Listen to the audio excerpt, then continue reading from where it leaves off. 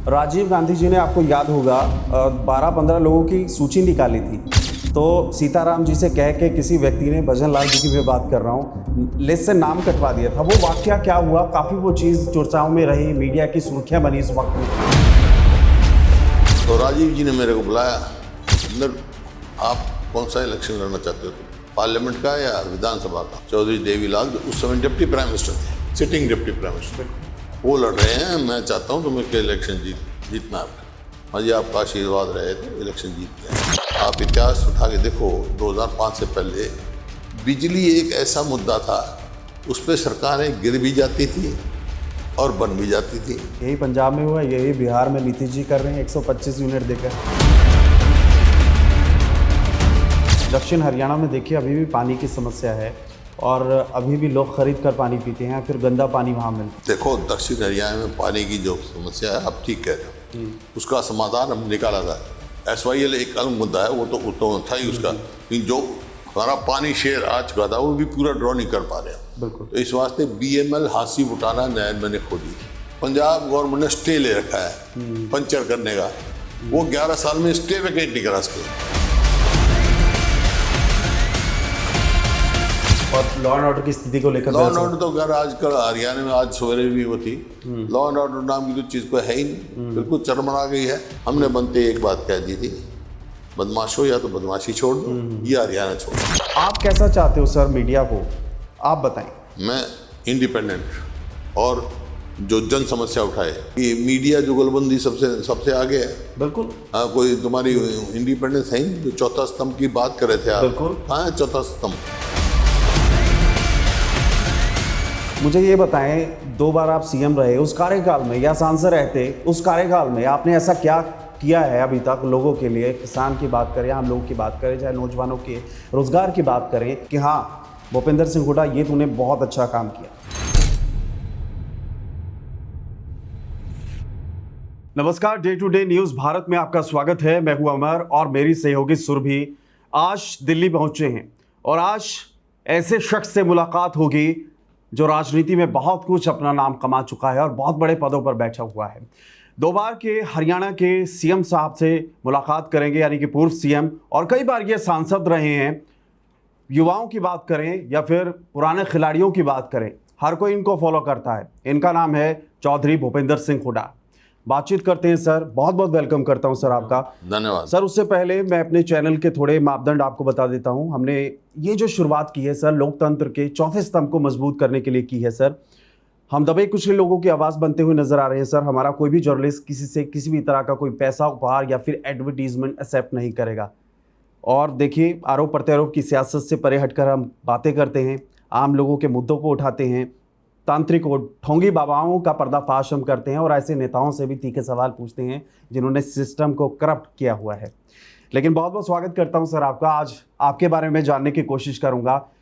भूपेंद्र सिंह हुड्डा जब शुरुआत करने के लिए निकले राजनेता के तौर पर, तो उस शुरुआत के पीछे सबसे बड़ा शख्स कौन था सर? और चौधरी भूपेंद्र सिंह हुड्डा जो हरियाणा का पूर्व CM है 2 बार का और सांसद रहे कई बार, ये इतने बड़े स्तर पर आने की कहानी क्या है सर? नहीं, मैं तो एक राजनीतिक परिवार में पैदा हुआ। मेरे दादाजी भी, स्वर्गीय चौधरी मातूराम जी, 1923 में चुनाव लड़े थे स्वराज पार्टी टिकट से, और मेरे स्वर्गीय पिताजी 7 विभिन्न सदनों के सदस्य रहे। दुनिया में कोई नहीं रहा जी। Constitute assembly, constitute legislative assembly, provisional parliament, Lok Sabha, Punjab assembly, Haryana assembly, Rajya Sabha retire हुए। तो एक राजनीतिक परिवार में पैदा हुआ जो वो 8 अलग अलग जेलों में रहे आज़ादी से पहले जी। आज़ादी की लड़ाई में मेरे दादाजी फ्रीडम फाइटर थे। तो एक देश भगत परिवार में पैदा हुआ हूँ, तो वही एक मन में वो थी और उसी हिसाब से आगे चल रहे हैं। तस्वीरें देखिए, आपके दफ्तर में काफ़ी पुरानी तस्वीरें हैं और तस्वीरों से बहुत कुछ बयां हो रहा है कि क्या लेगेसी रही, क्या हिस्ट्री रही। लेकिन माता पिता का बहुत बड़ा रोल रहा होगा सर। हाँ, पिताजी का तो है ही, माता जी का भी है, जिन्होंने पाल पोस के बड़े किए। और मैं देखिए, साक्षात रूप में तो मैंने कोई देवता देखा नहीं है, बिल्कुल, लेकिन मैं अपने पिताजी के बारे में कह सकता हूँ, एक साक्षात रूप में देवता के समान थे। कभी किसी का बुरा नहीं, किसी का मतलब वो नहीं, जो समाज का भला उसके वो करे। और संविधान सभा में उनका बड़ा भारी योगदान रहा, खास तौर पर किसान और मजदूरों की आवाज़ उठाते रहे। जो किसानों पर एग्रीकल्चर पे इनकम टैक्स था जी, वो संविधान सभा में उन्होंने आवाज़ उठा के उसको ख़त्म करवाया था। इनकम टैक्स पहले किसानों पे इनकम टैक्स था। सर, आपके पिताजी आपके रोल मॉडल रहे हैं, तो आप क्या कहना चाहेंगे कि किस तरह उन्होंने आपको गाइड किया या किस तरह से उन्होंने आपकी लाइफ को आगे बढ़ाया इस पथ पर? मैं थोड़ा ऐड ऑन कर देता हूँ। सुना है आपके पिताजी काफी स्ट्रिक्ट थे, आपके पिताजी काफी ज्यादा सख्त मिजाज के व्यक्ति थे? नहीं, वो सादे आदमी थे, सादे आदमी थे, असूलों के आदमी थे। अच्छा, मैन ऑफ प्रिंसिपल थे और अपने बहुत ही सादा जीवन उनका रहा जी। और ठीक कह रहे हैं, जैसे रोल मॉडल तो वही रहे जी। बाकी राजनीति में जैसे हम आगे बढ़े, शुरुआत की, फिर आगे बढ़े। तो मैंने मतलब ब्लॉक कांग्रेस कमेटी के अध्यक्ष से अपना काम शुरू किया और एमएलए का चुनाव लड़ा, वो में कामयाब नहीं हुआ। रोहतक पंचायत समिति का चेयरमैन रहा, बिल्कुल। तो उसके बाद जो है फिर पार्लियामेंट का इलेक्शन लड़ा जी, एमपी बना, 4 बार मैं सांसद रहा हूँ, अब 6ठी बार विधायक हूँ, तो चल रहा है काम। एक और चीज पूछना चाहूंगा, थोड़ा रिकैप में जाता हूँ।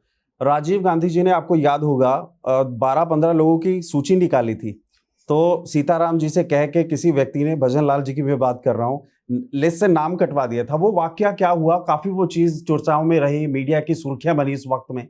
नहीं, वो तो 1982 की बात है। अच्छा। इंदिरा जी प्रधानमंत्री थी, राजीव गांधी जी थे, तो यूथ कांग्रेस में थे जी। यूथ कांग्रेस का मैं प्रेसिडेंट भी रहा, उस टाइम वाइस प्रेसिडेंट था। तो जो यंग लोगों का राजीव जी चाहते थे वे आगे बढ़े, वो नाम नहीं रहा। फिर राजीव जी को पता लगा कि भाई नाम नहीं दिया, तो उन्होंने फिर कहा और फिर टिकट मिली मेरे को। चुनाव हार के दूसरी बात, मैंने चुनाव में आए थे। अच्छा सर, आरोप प्रत्यारोप की राजनीति आजकल देख रहे हैं, चाहे मंच पे कोई भी नेता हो, एमएलए हो, मंत्री हो, हर कोई राजनीति कर रहा है। आपको क्या लगता है, पुराने समय में किस तरह की राजनीति होती थी, आज किस तरह की राजनीति हो रही है? आरोप प्रत्यारोप के मुद्दे हो गए हैं, लोगों के मुद्दे तो नदारत हैं सर, आप इस पर क्या कमेंट करेंगे सर? ये पहले लोग जो थे पार्लियामेंट में भी और वहाँ भी देश की आज़ादी की लड़ाई से निकल के आए हुए थे। ओके। देशभक्त थे और इतना उनका था, आपस में बहुत प्रेम रहता था। मधुलिमे जी हुए हैं, वो लिखते हैं अपनी उसमें, जब मधुलिमे पहली दफा सांसद बने जी, पंडित जवाहरलाल नेहरू प्रधानमंत्री से देश के जी, तो पहला भाषण दिया उन्होंने, तो बोलते अच्छे थे, यंग थे। तो पंडित जी ने कहा भाई आदमी इसको अच्छा, आदमी अच्छा, अपोजिशन में थे, हालांकि अपोजिशन में। बिल्कुल। सेशन खत्म होते पंडित जी ने कहा कि भाई उसके फ्लैट पे चलो, साउथ एवेन्यू में रहते थे शायद। ओके। वहाँ उनके साथ कॉफ़ी पी और उनको कहा मधु तुम बहुत अच्छा बोलोगे और अच्छा तुम्हारा फ्यूचर रहेगा, लेकिन एक काम किया करो, बगैर पढ़े पार्लियामेंट में तैयारी के बगैर पार्लियामेंट में जाना। तो मधु लिखते हैं कि उसके बाद मैं कभी बगैर तैयारी के नहीं गया, and he proved to be one of the best parliamentarian of the country. Okay. तो ये था पहले, ये चाहे वो विपक्ष हो चाहे पक्ष हो, लोगों की आवाज़ उठाने का काम जो है सबकी जिम्मेवारी थी।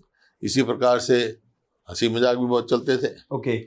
पंडित जी की कैबिनेट में सुचेता कृपलानी जी मंत्री थी और विपक्ष में उनके जो कृपलानी जी थे जी, सुचेता जी के घर वाले जी, वो भी बड़े लीडर थे, फ्रीडम फाइटर थे। बिल्कुल।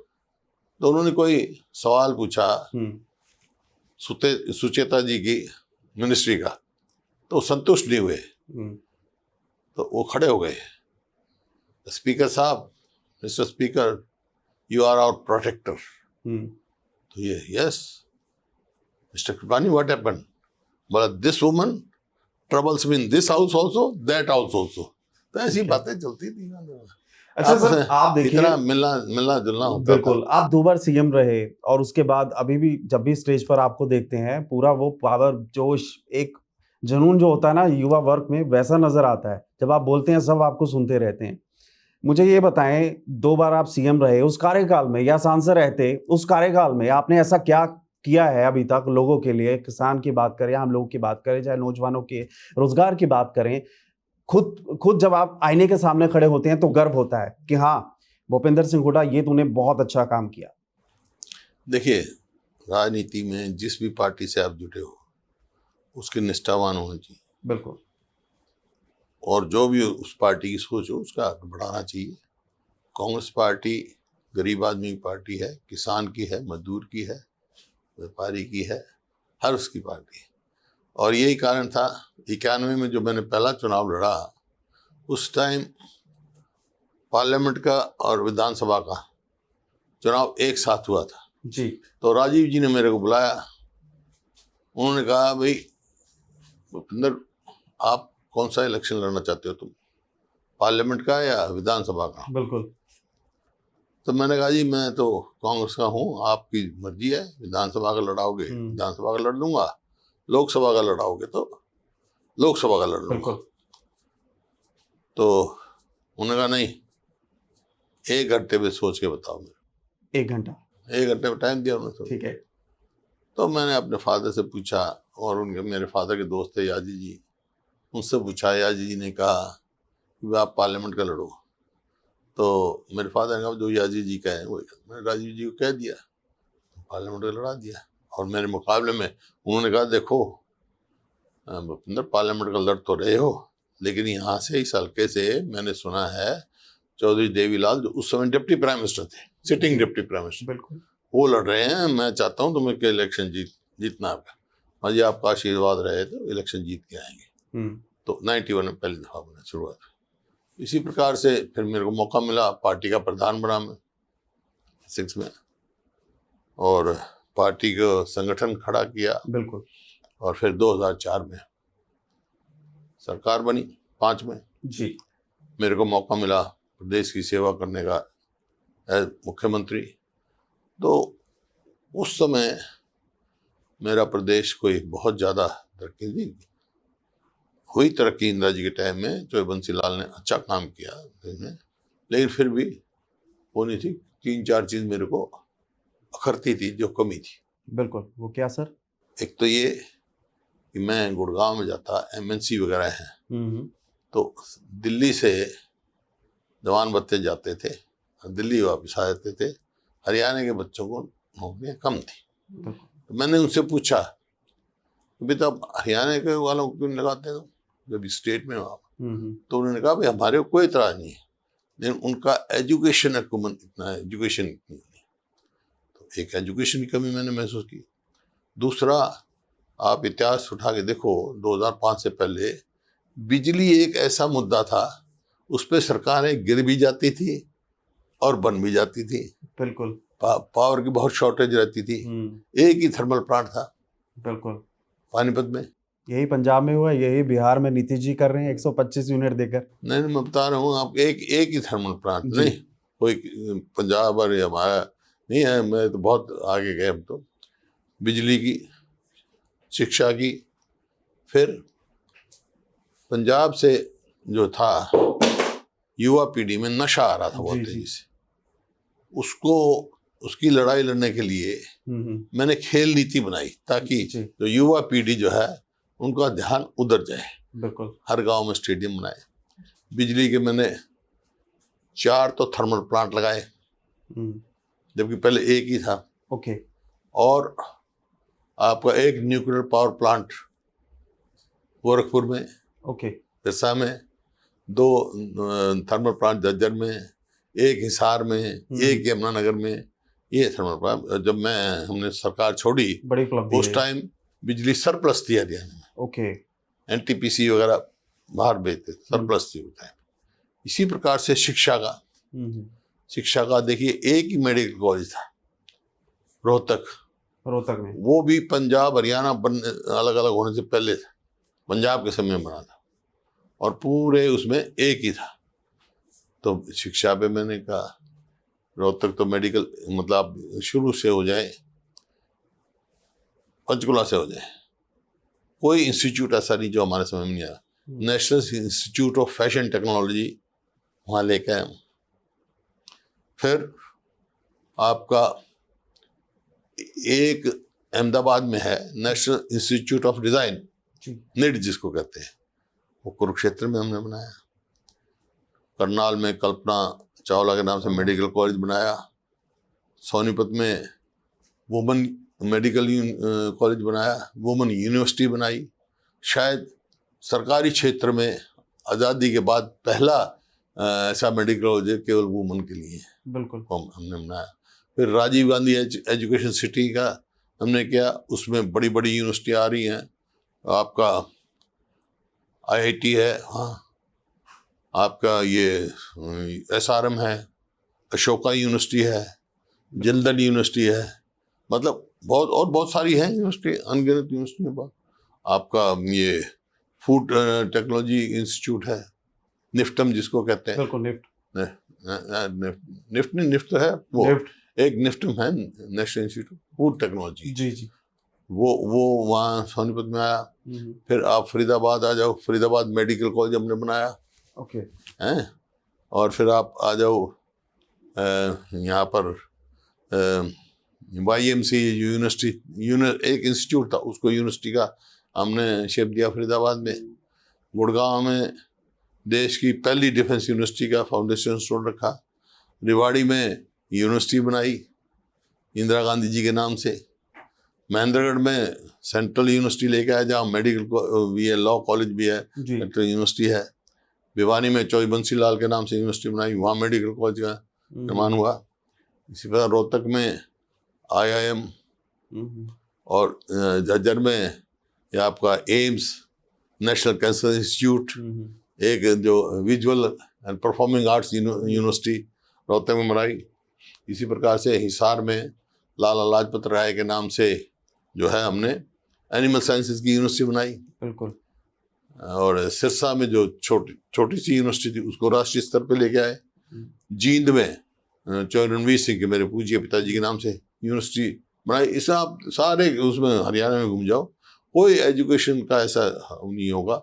एक इसको मेरे बनने से पहले, कांग्रेस की सरकार आने से पहले, हमारे बच्चे इंजीनियरिंग के लिए भी बाहर जाते थे, या कर्नाटक जाते या महाराष्ट्र जाते, मेडिकल के भी बाहर जाते। अब बाहर जाने की जरूरत नहीं है। अब यहाँ आप कहीं देख लो कितने मेडिकल कॉलेज खुल गए, कितने हमने हॉस्पिटल बनाए। कोई इंस्टीट्यूट नहीं जो हमने नहीं बनाया, कितनी यूनिवर्सिटियाँ खोली, सब जो है एजुकेशन का हुआ। फिर खेल का, जैसे मैंने कहा, फिर जो युवा पीढ़ी है उसका ध्यान मतलब ड्रग्स की तरफ ना जाए। क्यों पंजाब में मेरा बड़ा भाई है पंजाब, मैं तो पैदा हुआ जब पंजाब ही था पहले। मैं सब वहाँ ड्रग का काफी प्रचलन हो गया था, तो युवा पीढ़ी उसमें नशे में डूब रही थी। तो उसको ना डूबे, हर गांव में स्टेडियम बनाए मैंने, स्पोर्ट्स नीति बनाई, पदक लाओ पद पाओ, DSP क्लास 1 सब हमने बिल्कुल आपके समय में शुरू किया गया था ये। और ऐसा समय आया जब 2010 में कॉमनवेल्थ हुआ तो देश को 38 गोल्ड मेडल मिले, पूरे भारत को। उसमें से 22 या 23 अकेले हरियाणा के थे। इस स्तर पे वो पहुंचा हमने। तो ये है। और भाई आप नेशनल हाईवे जो रोड्स हैं, आप जितनी हरियाणा में जा रही हैं, 90% मेरे टाइम की मंजूर हुई है। कई अंगठी कटिंग हुई थी, कि जो कई बनी बाद में है। तो इस प्रकार से हरियाणा का विकास हुआ, रोड भी बनी है भाई, आपका एजुकेशन भी बढ़ा है, स्पोर्ट्स पॉलिसी भी बनी है। तो पूरा स्टेट का नतीजा ये हुआ। 2014 में जब हमने सरकार छोड़ी, उस समय हरियाणा प्रति व्यक्ति आय और प्रति व्यक्ति निवेश में नंबर 1 था पूरे देश में। क्योंकि IMT हमने बनाई, चाहे वो फरीदाबाद की IMT हो, चाहे मानेसर की एक्सटेंशन हो, चाहे रोहतक की IMT हो, चाहे खरखौदा की IMT हो। मैं स्वयं वहाँ गया। जापान जो सुजुकी जो नहीं रहे आज दुनिया में, जो मारुति को चलाते हैं सुजुकी के, उनसे ये वायदा लिया भाई आप तीनों जगह करोगे, मतलब मानेसर में भी बढ़ाओगे और रोहतक में भी मारुति के लगाओगे, खरखौदा में भी लगाओगे जी, ताकि लोगों को रोजगार मिले। जो रोजगारी का था उद्योग बढ़ा, इसी वास्ते प्रति व्यक्ति आए, प्रति व्यक्ति निवेश में नंबर 1 था हरियाणा। बिल्कुल सर, थोड़ा दक्षिण हरियाणा से शुरुआत करूंगा मैं। दक्षिण हरियाणा में देखिए अभी भी पानी की समस्या है और अभी भी लोग खरीद कर पानी पीते हैं, फिर गंदा पानी वहाँ मिलता है। नूह मेवात की मैं बात कर रहा हूँ और दूसरी तरफ लॉ एंड ऑर्डर की स्थिति वहाँ पर क्या है वो आप भी जानते हैं और अभी भी देखिए प्रदेश में लगातार इस तरह के मामले गैंगस्टर्स को लेकर आ रहे हैं। तो आप बताएं कैसा शासन होना चाहिए या फिर क्या ऐसा सीएम को, कोई भी सीएम हो, आरोप प्रत्यारोप की राजनीति से अलग मैं आपसे सजेशन चाहता हूँ, क्या होना चाहिए? देखो, दक्षिण हरियाणा में पानी की जो समस्या है, आप ठीक कह रहे हो, उसका समाधान हमने निकाला था। SYL एक अलग मुद्दा है, वो तो था ही उसका, लेकिन जो हमारा पानी शेयर आ चुका था वो भी पूरा ड्रॉ नहीं कर पा रहे हैं। बिल्कुल। तो इस वास्ते BML हांसी बुटाना नहर मैंने खो दी थी। ओके। जो भारत ये भाखड़ा मेन लाइन से लेकर हांसी बुटाना होकर दक्षिण हरियाणा में आज वो पंजाब गवर्नमेंट ने स्टे ले रखा है पंचर करने का। वो 11 साल में स्टे वेकेट नहीं करा सके सुप्रीम कोर्ट से। वो हो जाएगा तो पूरे दक्षिण हरियाणा में पानी आएगा। और लॉ एंड ऑर्डर की स्थिति को लेकर लॉ एंड ऑर्डर तो खैर आजकल हरियाणा में आज सवेरे भी वो थी, लॉ एंड ऑर्डर नाम की तो चीज को है ही नहीं, बिल्कुल चरमरा गई है। ऐसा प्रतीत होता है कि हरियाणा में सरकार नाम की कोई चीज नहीं। रोज कितने 3-4 मर्डर, कई रेप, 40-42 गाड़ियां उठती हैं, ये सब ये CRB का। बाकी जो प्राइम मिनिस्टर सलाहकार वो समिति है जिसको सोशल प्रोग्रेसिव इंडेक्स कहते हैं, बिल्कुल PMO में, उसने हरियाणा को पूरे देश में नंबर 1 असुरक्षित प्रदेश बताया है। आज इतनी असुरक्षा है, ऐसा लगता है कि सब कुछ वही चला रहे हैं बदमाश। किसी से फिरौती मांग रहे हैं, किसी को मार के चले जाते हैं, किसी को कहते हैं। मतलब हर व्यक्ति हरियाणा में आज अपने आप को असुरक्षित महसूस कर रहा है। इतनी वो है, यहाँ तक हो गया कि 300 ठेके नहीं उठे हरियाणा में शराब के, तो क्योंकि ये जो है गैंगस्टर्स वो कहते हैं मत उठाओ। अच्छा। और सबको धमकियां मिल रही है। और मैं अभी 2-3 दिन पहले रोहतक में सरदार एक डॉली थे, उसको कह दिया 5 करोड़ दे दे, नहीं तो नफे वाला हाल होगा। इस किस्म की बातें चल रही हैं। तो कानून व्यवस्था बिल्कुल जो है अव्यवस्थित हो गई। सरकार को चाहिए कानून व्यवस्था को दुरुस्त करें। 2005 से पहले भी कुछ ऐसी ही परिस्थिति थी, लेकिन जैसे ही हमारे को मौका मिला हमने बनते एक बात कह दी थी, बदमाशो या तो बदमाशी छोड़ दो या हरियाणा छोड़ दो। एक चीज इसी को लेकर मैं आपसे पूछूंगा, अब IAS अधिकारी हैं या फिर SSP DSP कोई भी रैंक का आप अधिकारी लीजिए, ये मलाईदार महकमे होते हैं और आपको भी मलाईदार महकमे होते हैं ना। पोस्टिंग कहीं भी करनी हो, नेताओं से मिलकर पूरी साठगांठ से ये पोस्टिंग लेते हैं और नेताओं के साथ कोलैब करके बहुत कुछ होता है सर। मेरे समय में तो जो अधिकारी काबिल था उसके हिसाब से पोस्टिंग दी जाती थी। आज इतना भ्रष्टाचार है, आप नीचे से लेकर अधिकारी की तो ऊपर की बात छोड़ो, मैं नीचे की बात कह रहा हूँ। आम आदमी बड़ा परेशान है। मैं किसी सरकार की बात नहीं कर रहा, मैं एक सिस्टम बता रहा हूँ। आजकल लोगों को ये शंका है कि ऐसा होता है कि नेताओं की साठगांठ के साथ अधिकारी काम करते हैं, अधिकारियों के हिसाब से नेता लोग भी चलते हैं। ये जुगलबंदी इसी तरीके से चलती है और लोग बेचारे। भाई ये तो मेरे को तो ये भी है कि मीडिया जुगलबंदी सबसे आगे है। बिल्कुल। हाँ, कोई तुम्हारी इंडिपेंडेंस है नहीं। जो चौथा स्तंभ की बात कर रहे थे आप, बिल्कुल, कहाँ है चौथा स्तंभ? बिल्कुल। कभी लोगों की आवाज उठाते हो आप कैसा चाहते हो सर मीडिया हो, आप बताएं। मैं इंडिपेंडेंट और जो जन समस्या उठाए और निडरता। बिल्कुल। अब जो पहले थे खोजी पत्रकार नाम की चीज ही नहीं रही है। पहले होते थे खोजी पत्रकार, लाते थे खोज के, अब वो तो चीज रही नहीं। तो वो होनी चाहिए। हमारे चैनल पे ऐसा है, मीडिया मजबूत होगा तो और भी लोगों में मजबूती आएगी। बिल्कुल। और समाज के लोगों को भी विश्वास पैदा होगा, आगे हम करें। तो मतलब चाहे आपका डेमोक्रेसी में तो प्रजातंत्र में तो पार्लियामेंट या पार्लियामेंट्री टाइप हमारी गवर्नमेंट है। बिल्कुल। ब्यूरोक्रेसी और मीडिया, तीन ही चीज है। हमने भी यही शुरुआत की है सर, आम लोगों के मुद्दे उठाना और नेताओं से बेबाक तरीके से सवाल पूछना और जन समस्याएं दिखाना। लोकतंत्र के चौथे स्तंभ को मजबूत करने के लिए हम कोशिश कर रहे हैं। सुरभि आप पूछ सकते हैं। अच्छा है, मेरी शुभकामनाएं हैं और आप अपने लक्ष्य अगर टिके रहोगे, बिल्कुल कामयाब होगे तो शायद जन सेवा कर सकोगे। जो सर मेरा एक सवाल है कि आम लोगों से जो राजनेता निकल कर आ रहे हैं, तो आपको लगता है कि वो ज्यादा अच्छी राजनीति कर सकते हैं? तो लोगों की तो राजनीति है ही। अब जैसे मैं हूँ, मान लो नीचे से आया हूँ, ब्लॉक का चेयरमैन, हल्के का प्रधान, फिर मतलब लोगों की समस्या जानने वाला चाहिए। और ये कोई जरूरी नहीं है लोगों की समस्या तो बहुत सारे लोग जान सकते हैं, जो उनकी समस्या उठाए वो नेता है। जी। अच्छा सर, पूर्व प्रधानमंत्री डॉक्टर मनमोहन सिंह की बात करें या फिर राहुल गांधी जी की बात करें, सोनिया गांधी जी की बात करें, आप काफ़ी करीबी रहे हैं। हम जानना चाहेंगे निजी जिंदगी में वो कैसे हैं, किस तरीके का उनका स्वभाव है और देश को लेकर उनकी सोच क्या थी और क्या है? देशभक्त हैं तीनों जी। डॉक्टर मनमोहन सिंह इकोनॉमिस्ट थे और देश को आर्थिक संकट में जाने से उन्होंने बचाया। और सोनिया जी और राहुल जी तो एक ऐसे परिवार से पैदा हैं जिनके सोनिया जी के मतलब राजीव जी ने कुर्बानी दी देश के लिए जी, उनकी सास ने इंदिरा जी ने कुर्बानी दी। इसी प्रकार राहुल गांधी जी उस बात पे हैं। इनके तो सबके दिमाग में देश पहले है, देश पहले, वही होना चाहिए। राहुल गांधी जी को आप कंसीडर करते हैं एक strong candidate for PM in a future? Why not, काबिल हैं। बिल्कुल। ये कैसे संभव होगा? क्योंकि मीडिया, देखिए मैं वही बात बोल रहा हूँ आपको कि पीआरशिप ज़्यादा हो गई है, सोशल मीडिया का ज़माना है, पेड बहुत सारी चीज़ें होती हैं, मीडिया पर भी होल्ड है बड़े लोगों का, तो प्रमोशन बहुत हो रहा है एक तरफ, और दूसरी तरफ किसी को डिफेम करने की कोशिश की जा रही है। हर चीज़ का अंत हो जाता है। ओके। ऐसी बात नहीं होती है। अगर सोशल मीडिया किसी को गलत डिफेम करेगा तो कभी न कभी एक्सपोज हो जाएगा। ऐसी बात नहीं है। ये नहीं है कि एक बार हर बारी वही चल जाएगी जी, लेकिन जो स्थिरता इनके चरित्र में है वो रहेगी। 36 बिरादरी किसकी है सर अभी भी हरियाणा में? है 36 बिरादरी किसकी है सर? कांग्रेस की। कांग्रेस 36 बिरादरी के साथ है। आखिरी सवाल सर आपसे, भूपेंद्र सिंह हुड्डा आप आने वाले समय में क्या देखते हैं हरियाणा के लिए?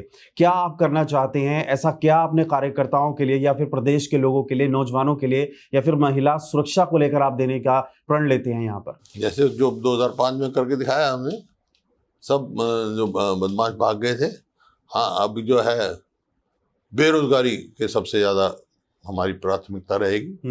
बेरोजगारी बहुत तेज़ी से बढ़ रही है और उसकी वजह से बहुत सारा समाज में वो पैदा हो रही है, असंतुष्टता पैदा हो रही है।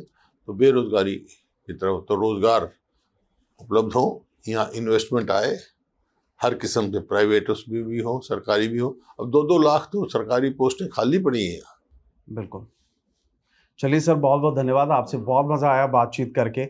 वही जोश और वही जज्बा आप में नज़र आ रहा है जैसा पहले आपको देखा करते थे सर, और उम्मीद है ऐसे ही कायम रहे और आप तंदुरुस्त रहें। हमारी दुआएं हैं आपको, और हरियाणा को बहुत ज़्यादा एक ईमानदार, काबिल नेता की ज़रूरत है, और उम्मीद है आप इसी तरीके से ये कारवां बढ़ाते रहेंगे। धन्यवाद। और आपने देखा किस तरीके से हरियाणा के पूर्व सीएम भूपेंद्र सिंह हुड्डा, जो 2 बार के सीएम रहे हैं, उन्होंने बेबाक तरीके से अपनी बात रखी है और कई बार जनाब सांसद रहे हैं। अपने द्वारा करवाए हुए कार्यों को उन्होंने बताया सिलसिलेवार तरीके से कि पूरे हरियाणा में, हरियाणा के एक हिस्से में नहीं, पूरे हरियाणा में नौजवानों के लिए, महिलाओं के लिए, कानून व्यवस्था को लेकर या फिर किसानों के लिए उन्होंने क्या कुछ किया। 36 बिरादरी की भी बात उन्होंने की। 36 बिरादरी कांग्रेस की है, और दूसरी तरफ उन्होंने कहा राहुल गांधी एक स्ट्रॉन्ग कैंडिडेट हैं for the PM in the future. तो ये सारी चीज़ें उन्होंने की, और लोकतंत्र के चौथे स्तंभ को लेकर भी उन्होंने अपनी बात रखी है। उन्होंने कहा लोकतंत्र का चौथा स्तंभ जो है वो इस वक्त बदनाम हो रहा है, इसको बिल्कुल दुरुस्त करने की ज़रूरत है। और हम भी यही प्रण लेते हैं यहाँ पर भूपेंद्र सिंह हुड्डा जी के सामने, और जितने भी नेता इस वक्त हमें देख रहे हैं, चाहे वो किसी भी पार्टी का हो, कोई व्यक्ति विशेष से हमारा ताल्लुक नहीं है, हम लोकतंत्र के चौथे स्तंभ को इसी तरीके से, बदस्तूर तरीके से कायम रखने की कोशिश करेंगे। मुझे और मेरी सहयोगी सुरभि को दीजिए इजाज़त। नमस्कार।